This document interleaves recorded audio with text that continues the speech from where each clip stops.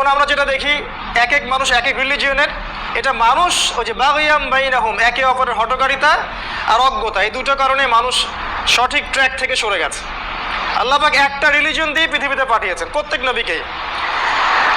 কোরআনে অনেক জায়গা পাবেন, সংক্ষিপ্ত সময় রেফারেন্স দেওয়ার সময় পাচ্ছি না, যে আল্লাহ পাক প্রত্যেক নবীকে আদেশ করেছিলেন যে তার কওমকে যেন তাগুত বর্জন করতে আদেশ করে এবং আল্লাহ পাকের ইবাদত করতে আদেশ করে। এই দুটোই ছিল তাদের মূলনীতি। সবাই দাওয়াত দিয়েছেন লা ইলাহা ইল্লাল্লাহ, কেউ দাওয়াত দেননি এর বাইরে। প্রত্যেক নবী আদম থেকে শুরু করে মুহাম্মদ সাল্লাল্লাহু আলাইহি ওয়াসাল্লাম পর্যন্ত।